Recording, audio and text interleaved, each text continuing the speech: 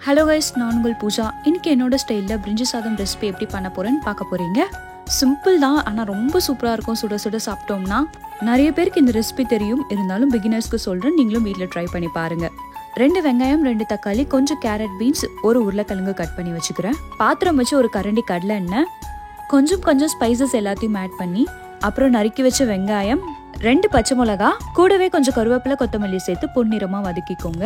அப்புறம் தக்காளியை சேர்த்து 1 ஸ்பூன் அளவுக்கு இஞ்சி பூண்டு பேஸ்ட், 1 ஸ்பூன் தயிர், நறுக்கி வச்ச காய் எல்லாத்தையும் 1 by 1 ஆட் பண்ணிக்கோங்க.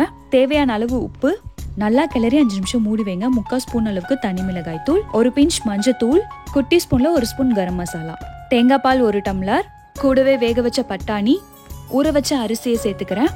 சாதா அரிசியில தான் பிரிஞ்சு பண்றேன். 1 டம்ளர் அரிசிக்கு 3 டம்ளர் தண்ணி, 1 டம்ளர் தேங்காய் பால் சேர்த்துட்டோமா 2 டம்ளர் அளவுக்கு தண்ணி சேர்த்துக்கிறேன். நல்லா கிளறி ஒரு 2-3 டிராப் லெமனை பிழிஞ்சு, இந்த ஸ்டேஜ்ல உப்பு காரம் எல்லாம் கரெக்டா இருக்கான்னு செக் பண்ணுங்க. பத்தலைன்னா சேர்த்துக்கலாம். மெதுவா கிளறி 1 டேபிள் ஸ்பூன் அளவுக்கு நெய் சேர்த்துக்கிறேன்.